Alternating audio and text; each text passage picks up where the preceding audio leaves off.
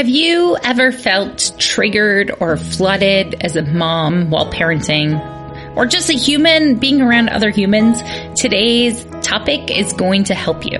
Let's keep calm and mother on. Mothering is way too important to do alone and way too serious to be serious all the time. My name is Christy Thomas, and I am here shoulder to shoulder with you, mothering and enjoying life together. This is the podcast where you can focus on being mindful and taking a deep breath with me and learning new things so you can pause and savor the amazing life you already have.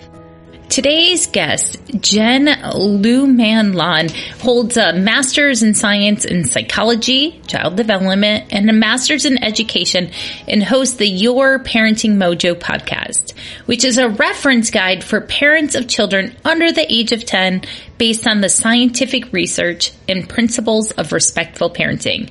In each issue, she examines a topic related to parenting and child development from all sides to help parents understand how to make decisions about raising their children. She lives in California with her husband and daughter. I am very excited and very grateful that Jen Lumanlan can come back. This is my second time recording with her, people. The first episode didn't make it because I had a recording glitch, and I am glad she could come back again. Welcome, Jen. Thanks so much for having me back, Christy. I'm so thankful that you're here because I can't wait to talk about mothering with you, because your parenthood story is a really interesting one to me. Tell us who you are first, and then I'll ask my big question. Sure. Yeah. My name's Jen, and I host the Your Parenting Mojo podcast, and it is research-based information to help kids thrive. Started out by looking at psychological research on parenting, child development. Kind of wanted to know, what does the body of literature say on a topic that I was thinking about, rather than what does the one study say that makes it into the news, and does that refute or really sort of reinforce the last 10 years of research on that topic, or 30 years in some cases. And couldn't find a resource out there that did that already, and so decided to create it myself. So you were tired of sound bites in parenting. Yeah, I would get these emails from a baby-related website that shall remain unnamed that would say something like 5 ways to tell that your child has a developmental delay. And of course it's clickbait, right? And they just want you to see the ads on their page. But I wanted to know, like, really, where does the research sit within the whole body of work? And there was nobody out there who was doing that. You know, the vast majority of people who are looking at academic research will maybe read the abstract, or they'll read the press release that came out, where the person who's putting together the press release read the abstract. And so you're getting things like five things removed from the actual study. It's telephone. It's the telephone game. Scientific telephone.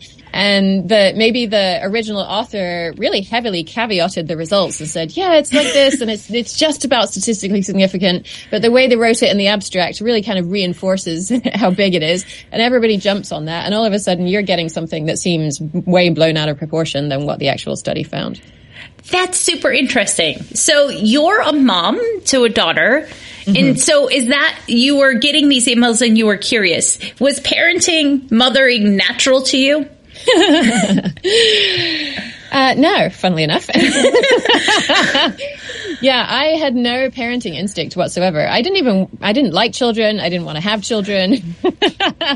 No desire for it to happen whatsoever. And my husband he was the one who really wanted a child, and I would say, you know, do you want to do this thing? And he was like, oh, we should just get to the end of bike season. And then the end of bike season would come around. It's like, do you want to do this thing? Oh, we should just get to the end of ski season. And of course, ski season is followed by bike season, is followed by ski season. It's like, well, if you never want to do it, that's fine with me. That's completely fine. But if you want to do it, you should probably say. And so he said, well, if it happens, I'll be ready. And so I made the decision. Yeah. And it happened. So there we go. And then you had this baby, this wonderful baby, and no instinct about what to do, which is so curious to me. As someone that, like, I chose to be around kids from like age 12 on. Like I was the primo babysitter and then went to be the after school care person and studied elementary education. I worked at a bakery. like kids were kind of my niche passion. Like I was so curious about kids and self. But motherhood was super confusing. I had failure to thrive babies and I totally had no clue how to feed them well. But that's how we all got here. And I'm so glad you went to school and decided to show us the science of these clickbait. I already had a master's degree in environmental management by that time. And I was like, well, I know how to research. I don't have any skills here. I don't have anyone, any parents really to model this stuff off. But I know how to research. And so I got another master's in education and another one in psychology focused on child development. And that sort of helped me to see that I wasn't leaving anything big out and really framed up the way that I started the podcast. That's awesome. So one of the things you talk about is about when parents are parenting and they get triggered by a situation, right? There's a lot of situations with our kids where our bodies respond or our emotions respond. So can we talk about that? Yeah. And I like to try to be really specific with the terminology that we're using because we sort of hear the word triggered being thrown around a lot online these days. And it actually has a really specific meaning. It means, it comes from a post-traumatic stress disorder diagnosis, and it means a difficult reaction that you're having right now that's out of proportion to what actually happened, that's really based in a trauma that you've experienced, that what's happening now is reminding you in some way, subconsciously or consciously, of that trauma that you've experienced. And the other, if we haven't experienced significant trauma, then we can still feel flooded, which the physical experience of it feels very similar, right? We're still having this huge reaction, maybe exploding, maybe yelling at our kids, maybe squawking shutting or spanking down, our kids, stonewalling, shutting down, leaving the room, whatever is our coping mechanism, placating the child. Okay, you can have the ice cream, just make the crying stop. Whichever of those we fall into, we can still have that if we're just tired or hungry or hangry. And then we call that being flooded. So the actual experience is the same, but the triggering comes from trauma background.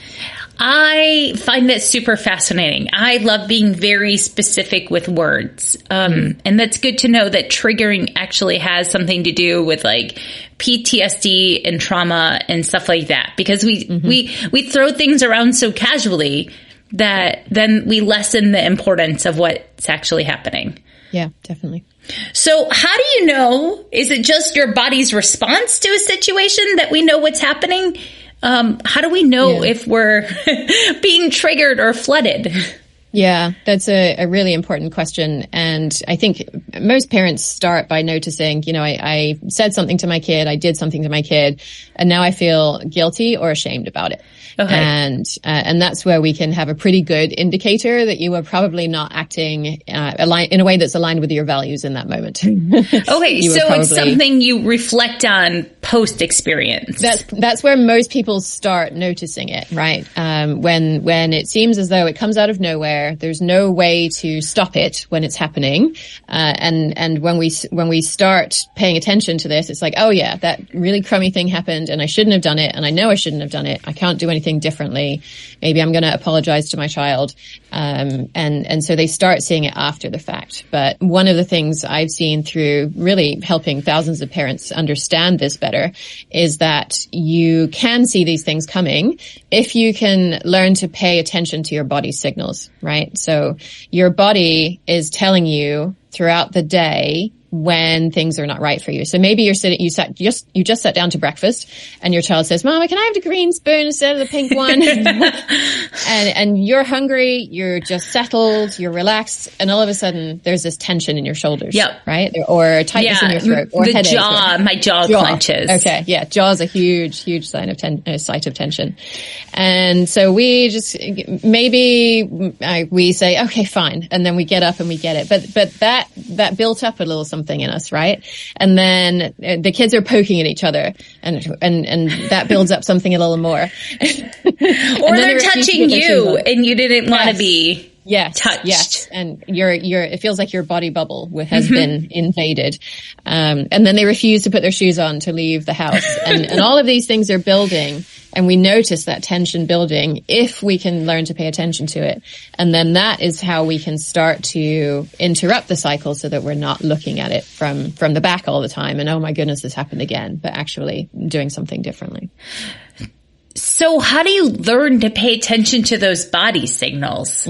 Like so often, I think, I remember, especially early on in motherhood, I would just go through the day in like a hyper vigilant survival mode of like trying to catch all the balls. Like I wasn't really ever checking in with myself. I was always like focused on my kid. Yeah, and that's the important point, right? They weren't your balls. They were the kids' balls. Ching, ching. Yeah. And so I think that training, I mean, we've had that training throughout our lives. So throughout our lives, we've been told to ignore our bodies. It's just reinforced into every aspect of our culture. That anything that's worthwhile happens in your head, and anything from the neck down is kind of irrelevant at best and useless at worst. So yeah, we all want to be computers. Right, exactly. Yeah, we want to be logical, we want to be rational, right? That's our patriarchal more efficient, society. more productive. Exactly. Yeah, all of those quote unquote masculine qualities are prized, and all of the intuition, the body-based understanding is seen as quote unquote feminine and is therefore not valued. So we've been, when we were children, we knew how to do this, right? Our children know when they're hungry. They know when they're tired. Sometimes they have a hard time navigating what do I do with that information, but they know. And through the course of interacting with the world around us, with our parents, we learn to stuff those needs, those feelings down, right? When our parents said, "Oh, come on, just take one more bite. You've hardly eaten anything." And we were full. And we're forced to take this one more bite, right? I mean, that's a classic we had example. A clean plate club at our house. Yeah. Yes, and what an honor it was to be. I mean, or they're starving kids in Africa if you don't eat that last bite. And so is it now harder to understand whether or not you're full or hungry? Absolutely. Now that I pause, like I have to intentionally put my fork down. Like I've trained myself to eat slow, to notice. Yeah. Yeah. So that's one tiny example, right? Of where we learn this stuff in our childhood and how it shows up now. And these examples operate throughout our lives. And so when we realize that, it's like a whoa. Like big light bulbs turn on.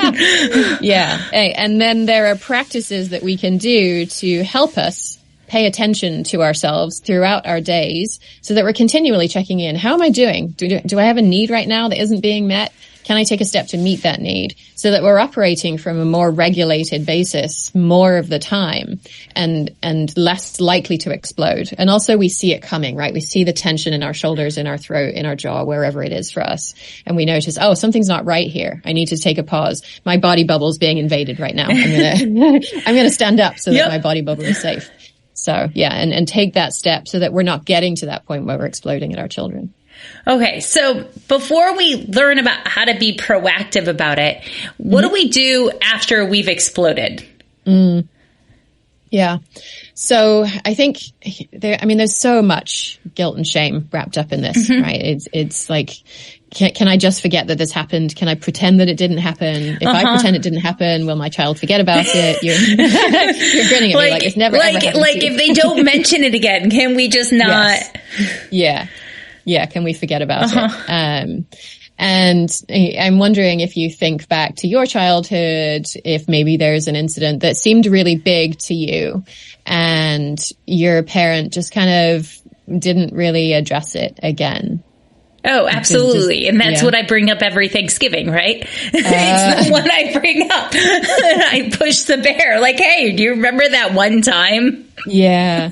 So it's still there for you, right? It's still unresolved. It still hurts. And that's what happens when we don't come back to it. When we can come back to it and repair with our child and even apologize and say, I'm so sorry that happened. And tell the story of what happened with our child, right? I was in the shower and we were getting ready to go to grandma's house and I came out of the shower and you must have found the glitter we were playing with yesterday. And All of a sudden there was glitter all over the floor and I yelled so loud and I'm so sorry. And we're pausing throughout that to hear our child's version of the story if they have something they want to add. So we're kind of co-telling this story together.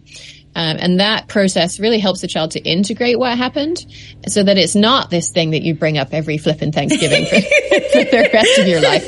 Because we have repaired.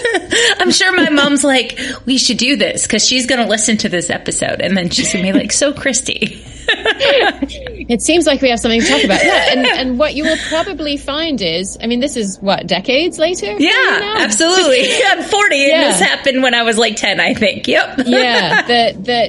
That poking it every Thanksgiving is not healing. It's not repairing. No. But that if you come back to this in a not stressful time and just say, hey, this is what that was like for me. And maybe your mom says, hey, this is what that was like for me. And also I see your perspective, right? Mm-hmm. I can see how it was for you. And, are we still seeing this pattern? Obviously, you wouldn't be having this conversation with your young child, but now that you're much older, are we still seeing this play out in our relationship in some way?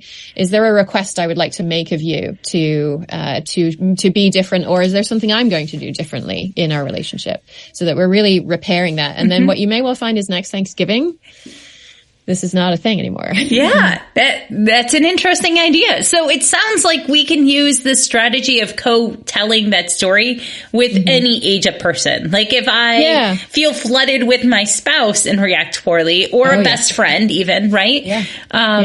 It doesn't have to be a parent-child relationship to use this strategy with. No, it really doesn't. With. No, I mean, I did this yesterday with my husband. My daughter's just learned how to make crepes herself. Ooh. And so I was doing work already. She is trying to follow this recipe that she's just about reading by herself. And so I'm kind of back and forth in between, working and helping her. And my husband thought we were done. He comes in. Why is the stove still on? Yep. And I'm like, because I'm still using it. And so, there was a little bit of back and forth there. And then just a few minutes later, I said, I'm sorry I snapped. And he said, I'm sorry too. And I said, I was having a hard time because I was multitasking, which is always a recipe for what we call narrow window of tolerance. Okay. It narrows the window that you have to work within where everything feels calm and regulated. So my window of tolerance was already narrow and it didn't take much to push me outside of that. And so, I explained to him, I was helping her. I was doing my own thing and I could manage that. And when you came in, it was too much for me to take on. And so parents with very young children may think, well, how do I do that with a 2-year-old? Right. You just provide more of the story and you provide opportunities for them to say yes, or to move towards you, or to non-verbally acknowledge that, yeah, that's what happened. And that's how I see it too. So that you can do this even with pre-verbal, non-verbal children. So it sounds like almost like watching a Daniel Tiger episode and narrating something. Mm-hmm. Yeah.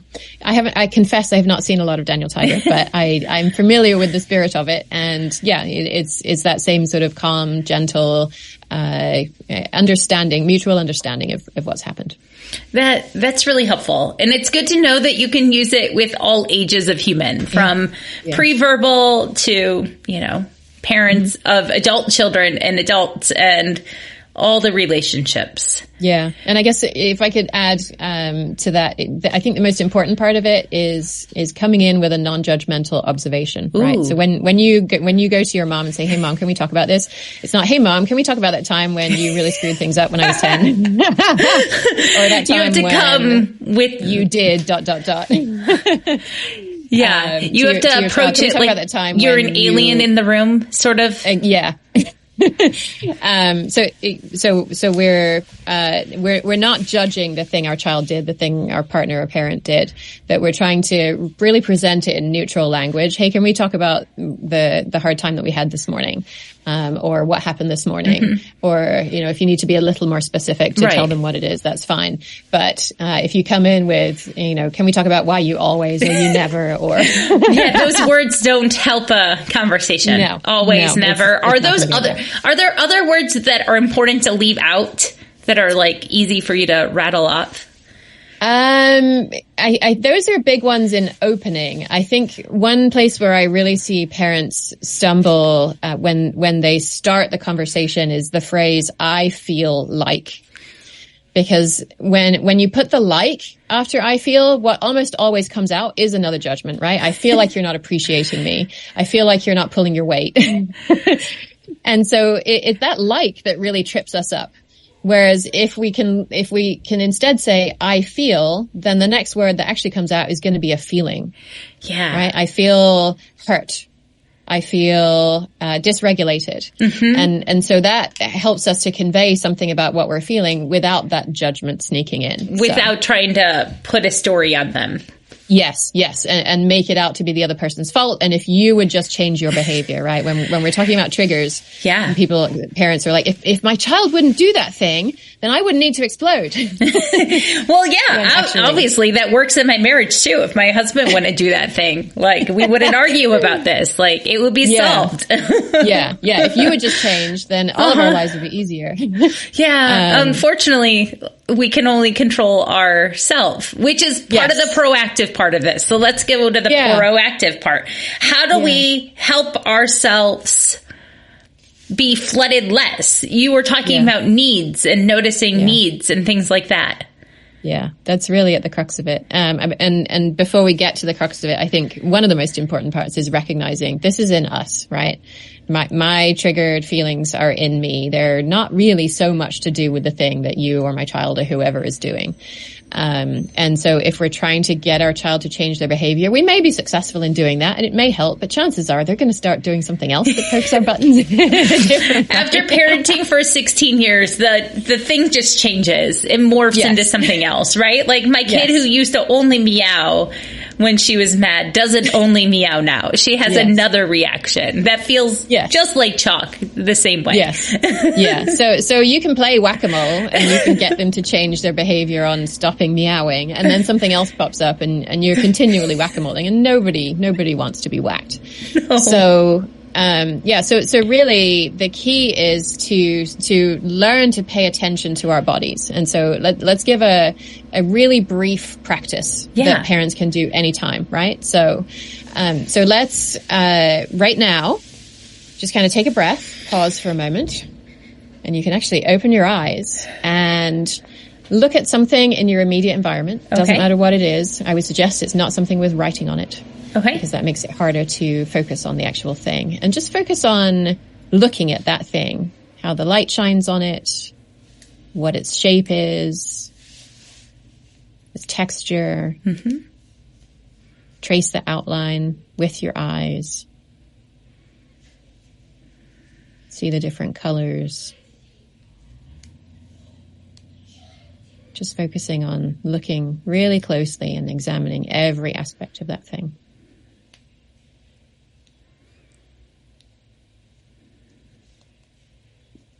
Okay.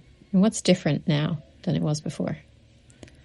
My body feels quieter, and I don't have any active thoughts. Right. Yeah. There's no, oh my goodness, if my kid doesn't learn to ... then they will never be able to ... There's no catastrophizing. None of the things I should be doing, I'm failing at doing. It's quiet mind. And so what can we do with that quiet mind? We can check in with ourselves and say, hey, how am I doing right now? Am I feeling anything? Am I feeling my jaw pain? Right. My clenching. That means that something isn't quite right here. Am I feeling tightness in my shoulders, headache? Am I hungry? Am I thirsty? Do I need to get a drink? What need do I have right now that isn't being met? And can I take a step towards meeting that need? And this was part of the big conversation last time that was like a huge aha for me. And this is why I wanted to make sure we had this conversation again, was the fact that it may be hard for a parent a mother in particular, to identify what needs are. Yeah. Yeah. And the fact that having needs is just part of being human. And, that moms are still human, right? Like we're mothering and raising humans while being a human, and we have to let ourselves be human. Yeah, despite all of society's messages that we should give everything to our children and not have any needs ourselves, particularly if we're female identifying and we're supposed to manage the emotional climate of the family, and our needs come last. Yeah. And so when we're starting to think about our needs, most parents I work with end up latching onto a strategy, right? Like my strategy is I want 30 minutes to myself right now, or I want to walk outside. Right. And what, if we can back that up to the level of needs, what is the real need that's underlying this, right? If I want 30 minutes to myself, is it that I'm looking for quiet?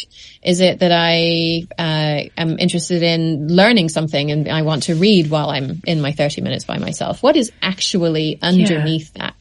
And you can find needs lists online. Sometimes they can be long and a bit overwhelming. So when I work with parents, I tend to shorten them down into the most common needs that parents face. And really when we look for that need, we find, oh yeah, I could be in my room by myself right now, or I could actually be out in the living room while my kids play nearby and listening to a podcast. So, there are always many, many, many ways to meet a need. And I've experienced this during my husband's deployments, that I realized I needed movement, but movement was hard to get without childcare being readily. Yeah. And so I had to figure out, like, oh, I could do yoga in the middle of the playground. Yes. And stand in a tree pose and practice balance things and be okay with that. That while my kids were at the playground, I could do something for me. Yeah. And still be safe with them. Yeah. And if your strategy was, I have to go for a run, yeah, then it seems like there's no way to meet that need, to meet our child's need for play and joy and time outside, right, and our need for movement. But when what you did was you saw that underlying need and you said, what are some of the many ways that I can meet that need? And you found one that can meet your child's need and your need at the same time. Yeah, it takes work. It does. It's a little harder in the beginning because we're so used to latching onto strategies. But once you get the switch, what really is my need right now, then having so many options to meet that need opens up worlds of possibility. Because when your children are doing things that are driving you up the wall, they're doing it to meet one of their needs. And we can almost always help them to meet one of their needs in a way that doesn't drive us up the wall. I think that's a light bulb moment. Can you say that one more time very clearly? So when our children are doing things that are driving us up the wall, they're doing it because it's trying to meet a need of theirs. So they're jumping on the couch. They're doing whatever you've told them to do 500 times that you don't like them doing. They're doing it not because they want to jump on the couch, but to meet a need for maybe joy and play and movement. Yeah. So when we see that underlying need, we can say, okay, is there another way that I can help you to meet that need? Maybe our couch is pretty fragile. But you can jump on the bed. The bed is fine. The bed is not going to collapse. So you can meet your need for joy and play and movement, and I can meet my need for respect for our property. And lo and behold, I don't get in a big tizzy about it. Yeah. That's really important to be able to pause, but it's like, that's something you had to work on in the moment, right? Like, well, where it comes from is being aware of seeing it coming, right? We talked about re-regulating throughout our days, taking these little pauses so that we're not operating at this high sort of level of tension all the time. The level of high threat. Exactly. Yeah. So we're bringing that down so that we are more able to regulate ourselves throughout the day. And then when our child starts to jump on the couch, we can pause. And instead of, I told you yesterday not to jump on the couch, we can pause and say, this feels hard. And that's not an overnight kind of practice, right? There's going to be plenty of times when we think to ourselves, oh yeah, I should pause in this moment. Stop jumping on the couch. Yep. And we can't see until afterwards, oh, I did it again. And that to me is one of the hardest periods because it's like, I know what I want to do and I just can't do it. Yeah. But if we keep focusing on it, we keep practicing, we create that little mini pause. And from there, we take a breath. And then I'm thinking, why is this hard for me? What need am I trying to meet? What need is my child trying to meet? Is there a way we can meet both of our needs? Yeah. And we can even have conversations with our children once we get more used to this of where they can tell us what their needs are and come up and help us to come up with ways to meet both of our needs. So what are the most common needs that parents don't recognize that they have. Yeah.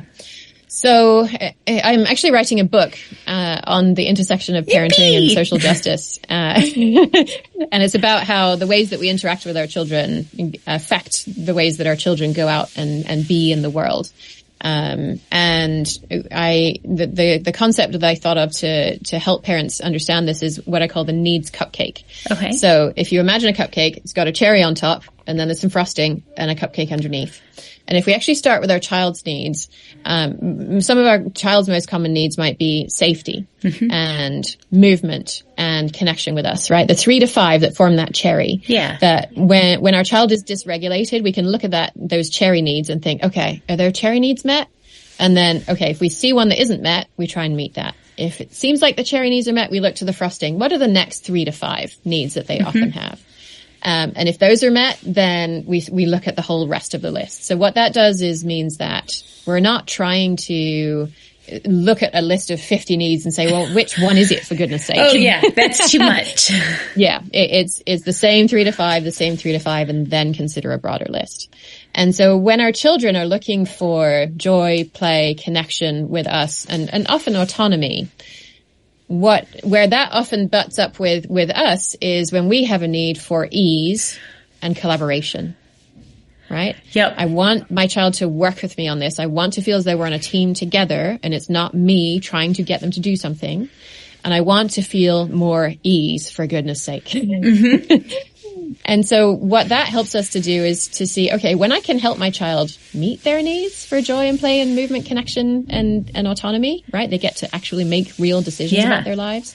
My needs for ease and collaboration get met as well as a byproduct of meeting their needs. And then my life gets easier. I love that ease can be a need. And that was mind-blowing to me. Like, I remember last time we talked, I texted a friend right away. I was like, do you believe it? Like, is ease actually a need? Like, I had to really wrestle with the idea that ease could be a need. Right, because our culture says that anything worth doing is going to be hard in some way. We do hard things, yeah. Yes, like all we the can slogans. do hard things. Yeah. Yeah, if it's not hard, you're not pushing yourself enough. Yeah, all the good things are hard in life. Yes, yeah. It's not true. I really wrestled last time we talked about that. And so it's interesting to me. So if anyone else is struggling with the idea of ease, like getting out the door, I want to be easy. Right. But like the idea that other parts, that ease could show up in other ways, is important to note. Yeah.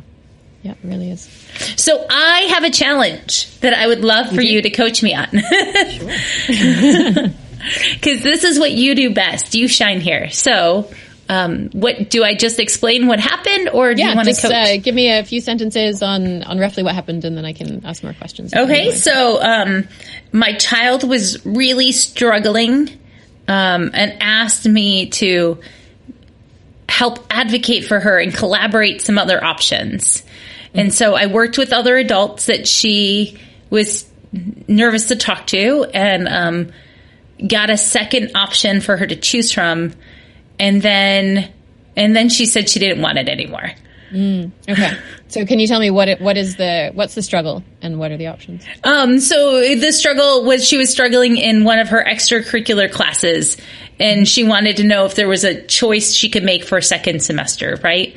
Like, was there an option to make this easier for her because she didn't feel safe or respected in this class? Okay. Wow. And did she use those words, safe and respected? She definitely used the word respected. Like she didn't feel like the teacher was a respectful person. He felt demeaning. Okay. It's slight judgment creeping in there. But yeah. Yep, you're right. I feel like you're demeaning me. But she didn't feel safe. I mean, that's huge. Yeah, that's like huge she had tried to communicate and she just felt like she wasn't being heard in any way. Wow. So she asked for help. And how old is she? 16. Okay. So she is older. But I mean, these sort of situations come up from all sorts of things with our kids. They do, yeah. And so for parents who have younger children, your child is not necessarily going to come and say, I don't feel respected in my extracurricular class, and I want to know what options I have. They may just act out. Right? They may just say they don't want to go there. So we were picking up on her body language the night before this class. When this class would come up on her schedule, that the night before, she was an angsty person. Yeah. Okay. So that's great that you're paying attention to her body language, and that's helping her to pay attention to her body language as well. And you could even tell her, I noticed that you were walking around the house and your shoulders were tight or whatever it was. And so that she can see, oh yeah, when I feel that sensation in my shoulders, that means something isn't right for me. And I can ask for help in getting that need met. Yeah. So how was she feeling when she was explaining that to you, do you think? And how was she feeling about the class? So I think she was frustrated when she got what the other option would be. Okay. And what are the options, just so that we can... Oh, she could either continue in the class or move it to an online scenario where she's stuck in a boring classroom with new kids she doesn't know again. Right. Okay. Okay. So she's frustrated. Both options felt bad to her. Yeah.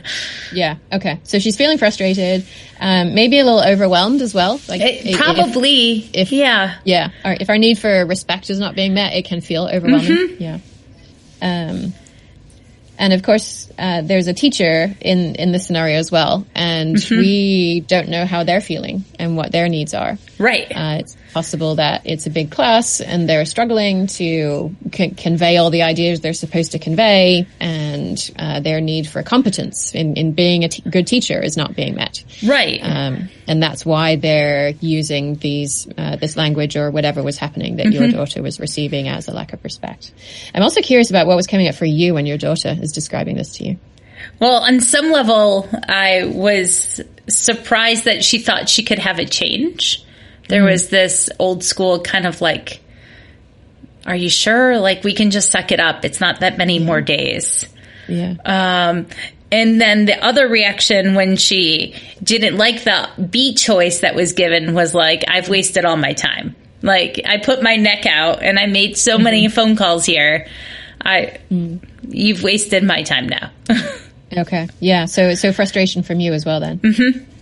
Yeah. Any anger there about wasting all that time and energy and effort? Embarrassment, egg on my face, right? Like more of a ugh, I asked for a favor and I knew it was an unusual request. And now you're just gonna I have to go say, no, we don't want it. Yeah. Okay. Super. Okay. And so we identified a couple of her needs already. She wants to feel safe. She wants to feel respected. She wants ease, I think. Ease. Okay. Yeah. Yeah. And also some sense of connection with others, right? Because you mentioned that the online class wasn't going to work. Because that was but I do have a friend in that one class. Like this one person who I barely talked to in that class might be mad at me later. Right. Okay. And then maybe also a need for learning, right? I don't know what the class is. Does she like the class and what she's learning? No, it's just one of the things that you have to do sort of classes. Okay. So there are needs in there as well, right? Maybe for grade point averages, and there are needs for you in there. You don't want to, and that was where the challenge came up, was there was a missing assignment that she couldn't get erased, and it ended up as an incomplete, and then she couldn't advocate for herself because the person wasn't listening. So that's where it all started. And all of a sudden I'm getting a flashback to our previous conversation where we talked about procrastination. Yes. And how hard it has been for you to navigate procrastination in your life. Yes, I proudly wave I'm a type B person. I'm going to roll with the punches and I'll do it in the crunch. But how I don't want my kids to live in that stress point. Right.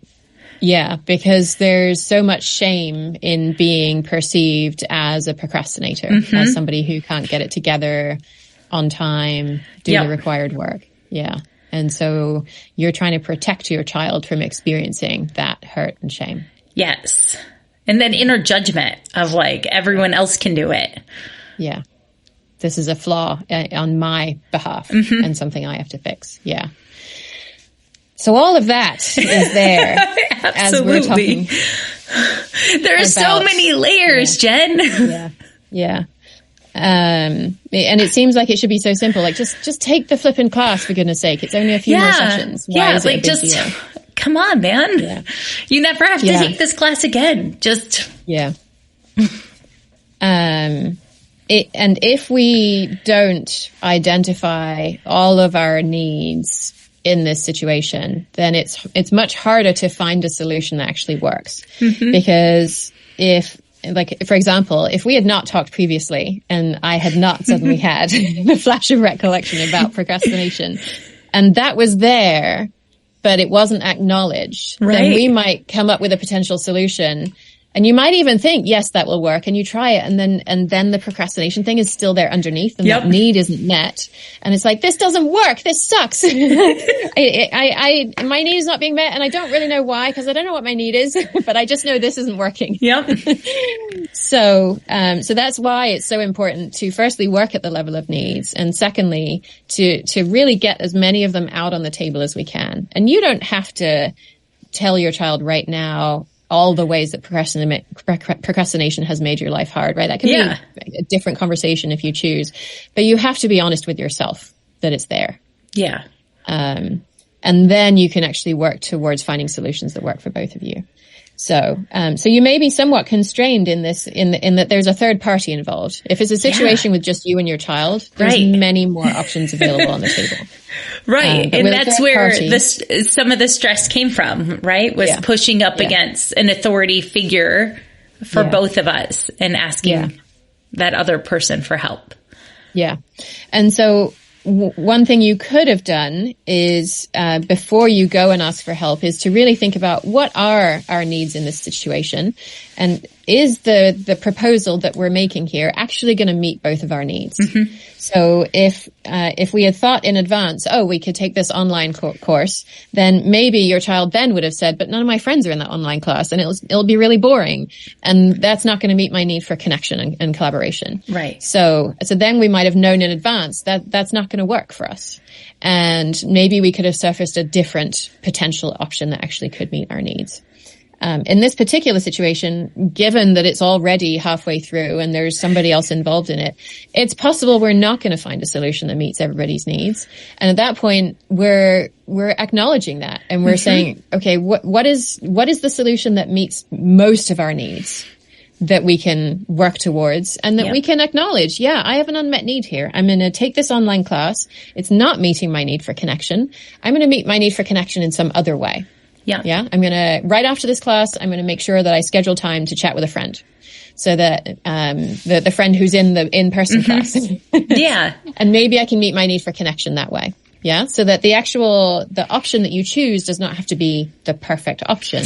Right. But that it can meet as many of our needs as possible. And then we can look for other ways to meet our other needs. Just like you did the yoga in the playground as a different way, a different strategy for meeting your need for movement than going for a run. Because there's probably very rarely the perfect option that happens. It's much more likely when there's just the two of you, and because then you can genuinely be open to a much wider variety of options. When there's an authority figure and a defined structure, like a company that operates in a certain way, and you're asking for special favors, then it starts to get harder. Yeah.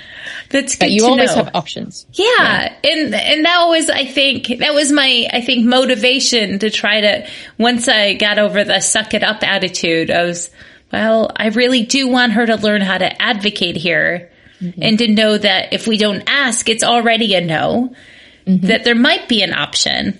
And after she wrestled with it, and she had a conversation with my husband, who pointed out her need for ease and how angsty she is, he asked her to consider all the options. And she did end up choosing the the online option. And so we'll see how it rolls out. But there was a moment of like, I can't believe you did this to me. And then I had to take a deep breath and not explode on her because I wanted her to ask for help.